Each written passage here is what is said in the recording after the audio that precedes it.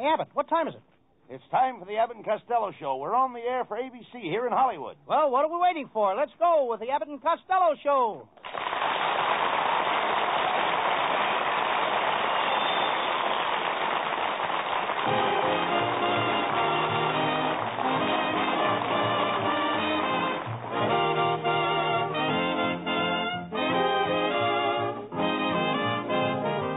It's the Abbott and Costello Show, produced and transcribed in Hollywood tonight for your listening pleasure with Susan Miller and the music of Matty Malley.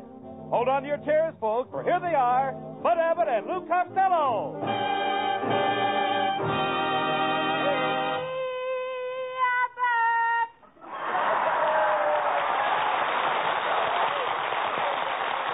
All right, Costello. All right. Stop the yelling. Say, where did you get that black eye? A girl. What happened? I popped the question and she popped me back. Why did she pop you back? Wrong question. Costello, you've got to have more backbone with girls. When you're with a girl, assert yourself. What do you mean? Well, just say, look, babe, either you do what I want you to do or go jump in the lake. I tried that. And what happened? Last week they pulled 6 girls out of the lake. Now, take me, for instance. I'm very popular with the girls. Oh, yeah? Certainly. Remember the girls at the Glendale Laundry? Yes, they voted you the guy they would most like to mangle. That was mingle, not mangle. But remember, Costello, back in Patterson, when the girls got us to join the Patterson Bowling and Necking Society. Yes, we ought to go back there sometime and do a little bowling. Well, I got to leave you now, Abbott. I'm running for door catcher in Glendale. I've got to write out a speech. You running for public office. What do you know about politics? Why, back in New Jersey, I ran for state senator once, but my opponent made a wonderful speech and promised every voter $60 a month. And he was elected, 3,000 to nothing. 3,000 to nothing? Didn't you even vote for yourself? Heck no, I wanted that $60 too. Oh, shut up!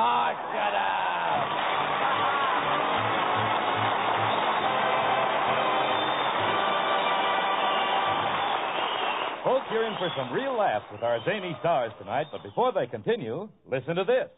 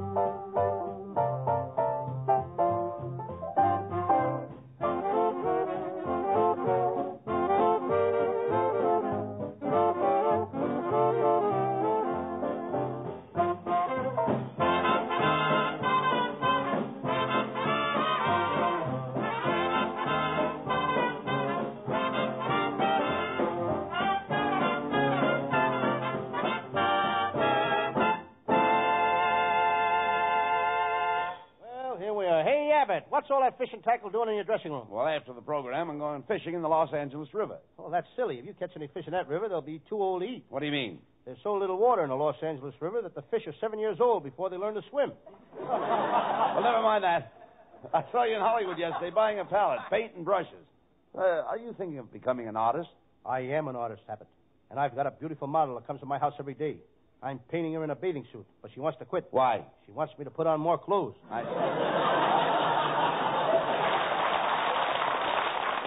How long has this model been posing for you?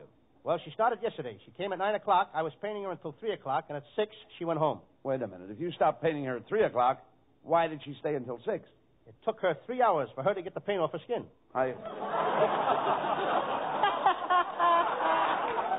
And boy, is she a beautiful girl, Abbott. She's 6'5", and last night when she left, I kissed her goodbye. Now, wait a minute. How could a little short guy like you kiss a girl 6'5"? My brother put me up to it.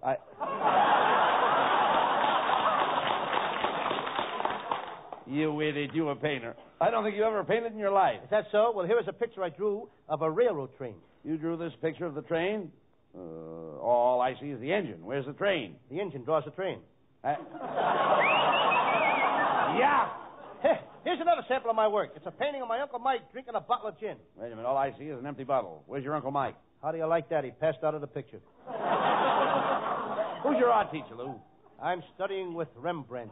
You dope. Rembrandt has been dead for 200 years. I was wondering why he never charged me for any lessons. Are there any other artists in your family? Well, my Uncle Jim Kelly is a very unusual painter. He paints men and women. Well, what's unusual about that? Lots of artists paint men and women. On doors? Well,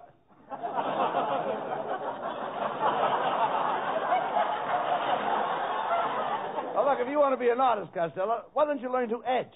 I was thinking of that. Could I have that again? I said etch. You should learn to etch. You got to learn that? Certainly.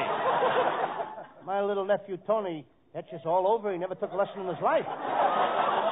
No. He had a 7-year etch. No. He scratched real hard and did it in 3. No. Of course, you can do a lot of good etching in 7 years. Oh, sure. Yes, but this etching is like engraving. You scratch on a copper plate. I have to scratch on a copper plate? Yes, certainly. Why can't I scratch where it etches? Forget about etching. Have you ever done any commercial painting? Oh, sure. I'm painting a calendar now. Here, take a look at it. No, that's a calendar. All I see is an unfinished picture of a beautiful girl. Where are the dates? I'll make those when I know the girl better. If you love to paint girls, why don't you try bathing beauties? I tried that, Abbott. Those beauties won't let you bathe them. Well, I gotta go now, Abbott. I gotta deal with my new girlfriend. She's a lady wrestler. I think she's in love with me. What makes you think that lady wrestler's in love with you? Last night, she bent me into the shape of a heart. Run for your life, run for your life. Quick, boys, run for your life. Well, what's the matter? Why should we run for our life? I just deliver them to the newsstand, and they'll be sold out in a minute. Right. That was Abbott's nephew, folks. Why don't you take him down to the brewery, Abbott, and see if they can't put a head on him? Now, don't worry about Norman. He's a very talented boy. He's studying singing, and when he finishes his course, he'll be another Carmen Lombardo. Must we have another Carmen Lombardo? Lombardo? Oh, lay off him, Costello. Remember, this is a free country. Right, Abbott. I always say that a man is entitled to life, liberty, and the pursuit of women. You're right. No. That's pursuit of happiness. You pursue what you like, and I'll pursue what I like. Speaking of Pursusan, here is our singing star, Pursusan Miller.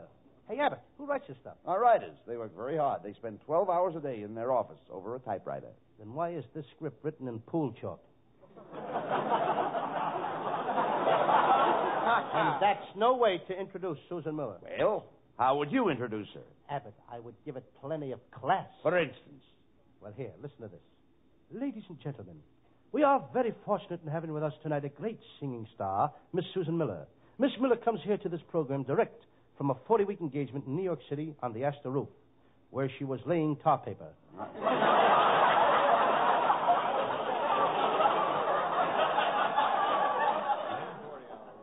Ladies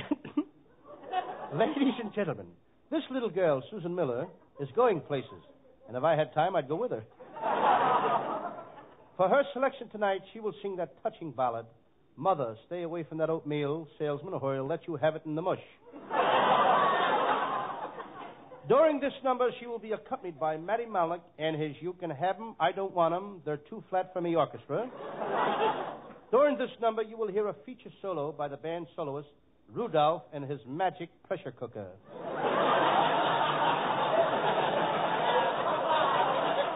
Just a minute. Pardon me. Hey, Abbott, what's his name doing out here? Costello, that's Susan Miller. Oh, yeah, come on, folks. Give her a nice hand.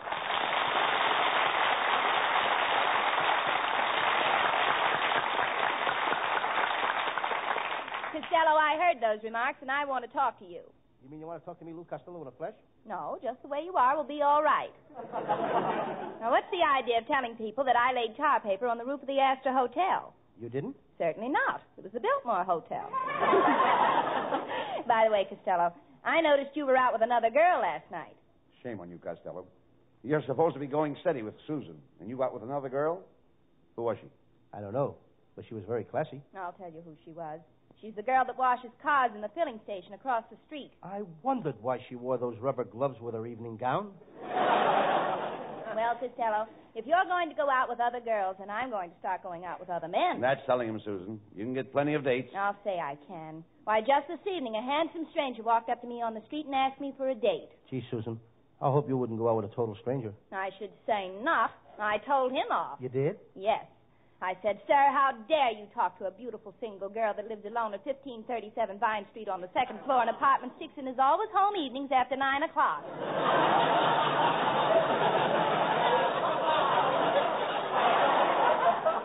You certainly told him off. I thought you were going to get chummy with him.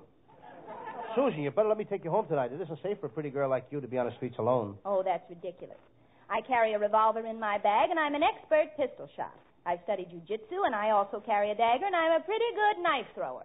Susan, will you do me a favor? What? You take me home. And if you'll promise never to go out with another guy, any other guy but me, I'll get you in pictures. How dare you? Are you trying to bribe me? What nerve? What gall? What studio? Hey, you. What a joke. Yes. And you quit worrying about getting girls in pictures and start worrying about this radio show. Costello, I've got an idea that would really help this radio show. What is it? Well, have Jack Benny on every week. If we had Jack Benny on every week, they wouldn't need me. You catch on fast. So long, Fatso.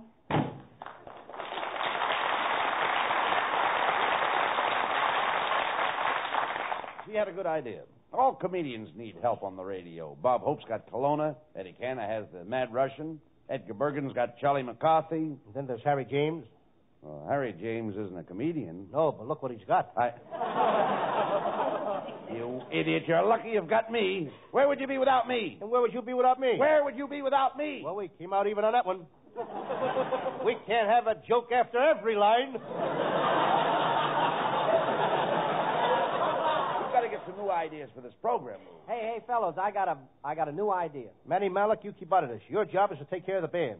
What's the matter with the band? I didn't say anything about the band. I like the band. You've got one of the finest bands in the lower-priced field. Quiet, Costello. Matty, what's the idea you have? Why don't you let me do some of my recitations? Like, for instance, Hey Diddle Diddle, the cat and the fiddle, and the cow jumped over the moon. That's Mother Goose. Rub-a-dub-dub, 3 men in a tub. What's that? That's unsanitary.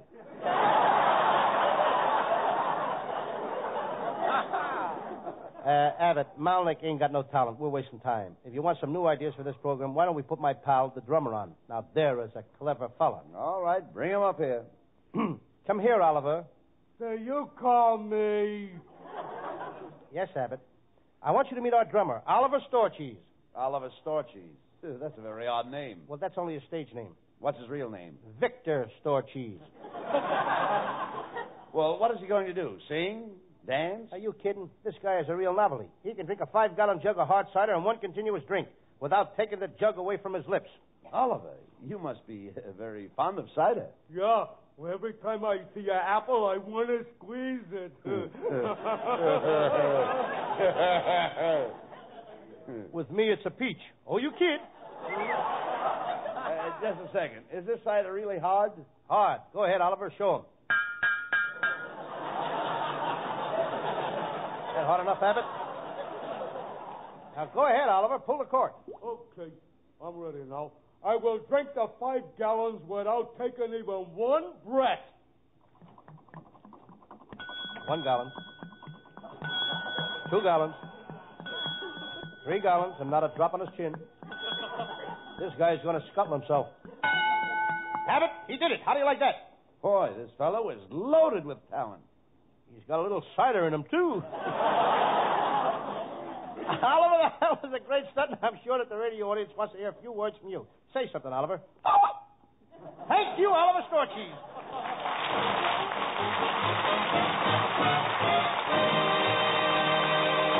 And there's a lot more mad stuff still to come. But right now, a change of pace to let you hear this.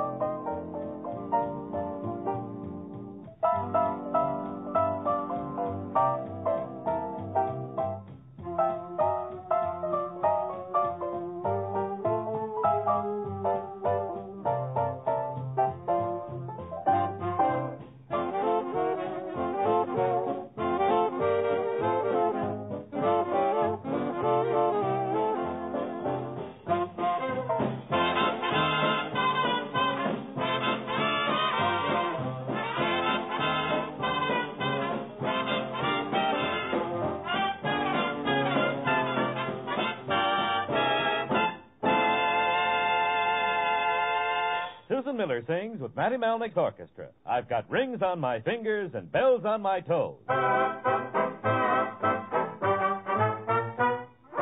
Jim O'Shea was cast away upon an Indian isle. The natives there, they liked his hair, they liked his Irish smile.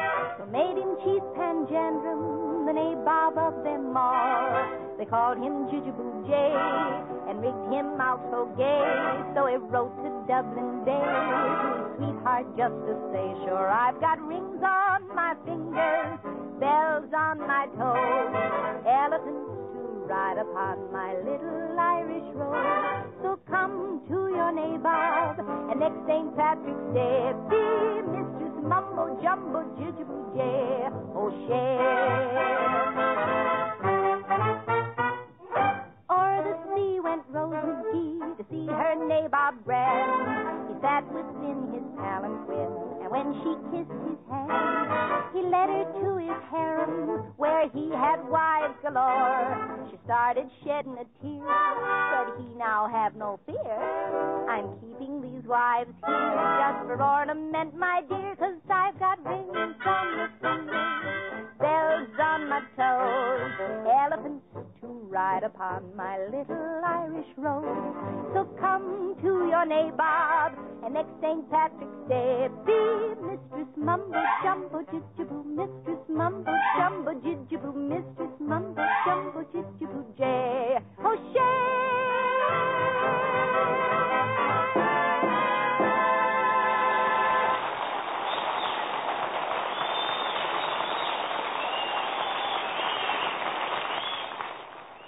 Costello, we've simply got to dig up some new ideas for this program. I'm not worried about it, Abbott. If the radio goes on a blink, I can always go back to my old racket. You know, I used to be a sculptor. A sculptor? Yes, I used to make marble toupees for bald-headed statues.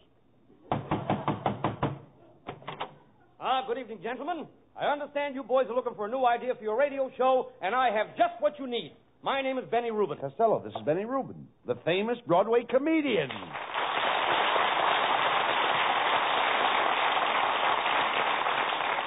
What are you doing out here in California, Benny? I came out here for my liver.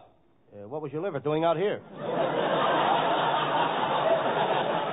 Oh, never mind him, Benny. Did you have a good trip from New York? Yeah, I came in by plane.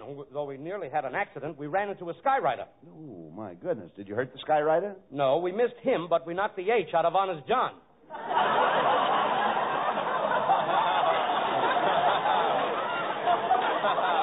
Yeah, the last time I flew on a plane from New York, there was a fresh guy on a plane annoying the hostess. When the plane landed in Kansas City, they kicked him off. Was the rest of the trip pleasant? I don't know. I took a bus in from Kansas City.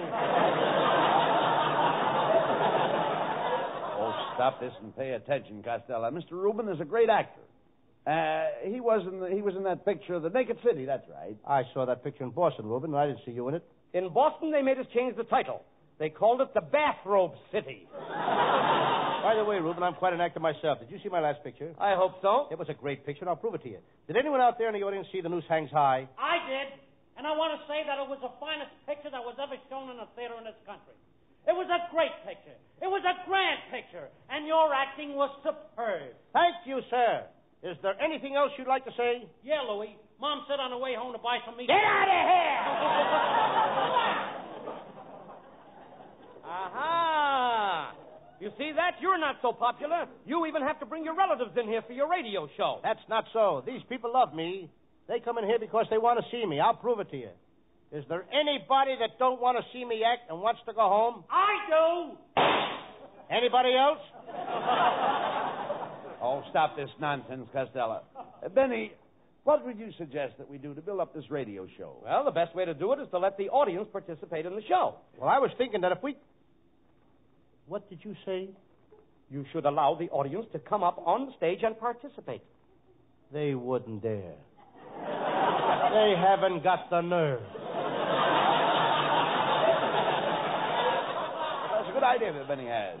How would you suggest we do this and go about this, Benny? Well, I'll tell you. We'll invite some people up from the audience. We'll get them to do some cute little stunts, and then Costello gives the money and prizes, and everybody will be happy. Now, that sounds good, Costello. People like to win things. Oh, yes, I remember my Aunt May was the first person to win prizes on a radio show. She won mink coats, diamond rings, washing machines, sets of dishes, radios, and everything, and then she put all those things in her hope chest. That was 30 years ago. Did she get married? She never married, but that was the start of the Make Company.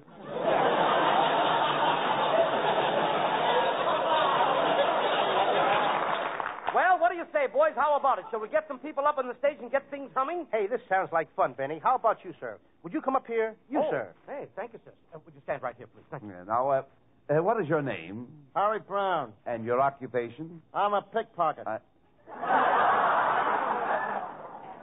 Don't you know it's wrong to take money dishonestly? That's dishonest? Why, what do you do for a living? Pardon me. Let's go on with the program. Wait a minute, boys. Let me handle this. Now, when the audience came in tonight, we gave out door prizes. What did you get when you came in the studio tonight? 3 wallets, a top coat, and a diamond bracelet. No, sir, I didn't mean that. What did you get from our sponsor? Nothing. I didn't know where he was sitting. I see. Forget the question, and let's get on with the show. Mr. Costello will ask you a simple question, and if you don't answer it, Mr. Costello will think up a stunt for you to do. Now, I want you to answer this question before the bell rings. What country... Too late, you missed. Sit down there for a minute, and I'll think up a stunt for you, sister. And here's our next contestant, this young lady. Now, what is your name, miss? Magnolia Randolph. Oh, gosh, you're pretty. Are you sure that's your right name, Magnolia Randolph? Yes. And I have a gold identification bracelet on my ankle that'll prove it. Here's a... Oh, my gold anklet is gone. That's right, Bud. That's her name. Hey, you give her back that bracelet. And have I thought up a stunt for you, Mr. Brown? Mr. Rubin, will you take... Mr. Rubin, come over here. You take Mr. Brown out on Hollywood Boulevard. Now, here's a big basket of bricks. Your stunt will be to break as many store windows as you can and get back here before the program is over. Now, in the bottom of the basket, you'll find a bomb. You throw that through the window of the Bank of America. Aren't we devils? Well, there goes Mr. Brown with Benny Rubin. Have fun, boys. Have fun. And now let's get back to this young lady. What do you do for a living? Well, I'm a dancing teacher. Oh, that's funny. My Aunt Alma's a dancing teacher. She teaches the rumba, but she's not working this week. Why not? She caught a cold in her hips and can't shake it off. Oh, you're the cutest man. Oh, thank you. Miss Costello, back home in New Orleans, all us girls listen to you. I'm a Southern Belle. You're a what? I'm a Southern Belle. Let's you and me go out tonight and kick the gong around. Oh, that's a lovely dress you're wearing. Oh, it's not much. That's what I like about it. Brings out your eyes. Mine, too. Is that a Southern dress? Sure enough. It certainly does. How do you like Hollywood, miss? Oh, it must be just wonderful to live here in Hollywood among all the big movie stars. Sure is. I live right next door to Betty Grable. That must be wonderful. Mm-hmm. Every morning, Betty Grable sings in her bathtub, and this morning I sneaked right over close to her house. Yes? Brother, can she sing? Enough of this nonsense, Costello. Now, miss, I am going to ask you a question. If you answer it, your stunt will be to kiss Costello. Now, how many... Kiss me, honey. Wait a minute, Costello. I didn't ask her the question I yet. know, but why wait till the last minute? Wait a minute. Here's your question. The tomb of the Egyptian King Tut was built 5,642 years ago. What was the name of the foreman of the bricklayers? Very, very simple. Now think hard. Day or night shift? A night shift. Patrick McGonagall? No, wrong. He was on the day shift. And you have to kiss Costello. All right. And now for our next contestant. Wait a minute, Abbott. Look, Costello, here comes Mr. Brown, the man whose stunt it was to throw the bricks through the windows on Hollywood Boulevard. Hey, and don't forget the bomb in the Bank of America. I bet he had fun. Hey, look, he's got a cop with him. Yeah. Hey, I caught this fella doing the funniest thing. He was throwing bricks through all the windows on Hollywood Boulevard. He says he came from this show. Yes, officer. We did it for a stunt. He couldn't answer the question we gave him. It serves him right. You should have seen him. He didn't miss breaking one window in 6 blocks. I'd have loved to have seen it. It must have been a riot. It was a panic. How do you think he broke the window in the May Company? How do you think? How? Throwing lefty. That must have been a funny sight. How did you happen to see him, officer? I don't know. I guess I was just lucky. I was sitting in my sport car. He threw a brick through the windshield. And he hit me in the head.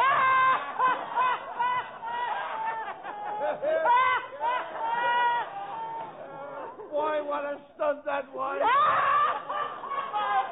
Who thinks up those stunts? Well, we both think up No! You did it! Who did I it? thought of it. Was that you, Costello? Myself. All by yourself? Yeah. Well, say goodbye to Bud Abbott. Why? Because you ain't going to see him for 6 months.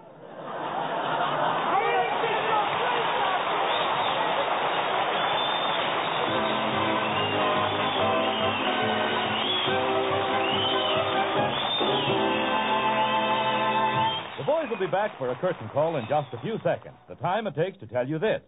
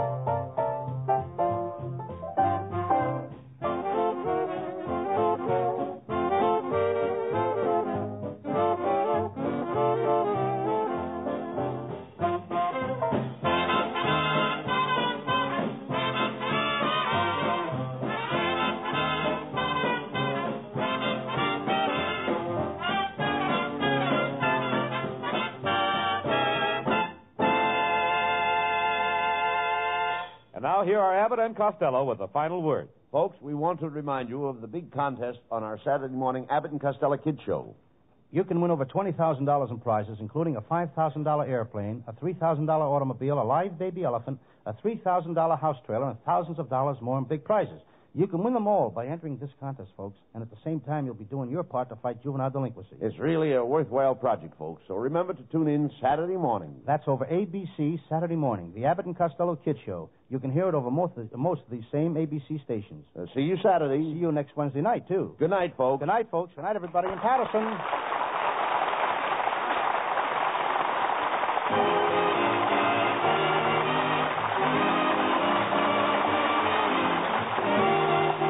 Wednesday night at this time for another great Abbott and Costello show, produced and transcribed in Hollywood by Charles Vanda and featuring Susan Miller and Matty Malnick's orchestra.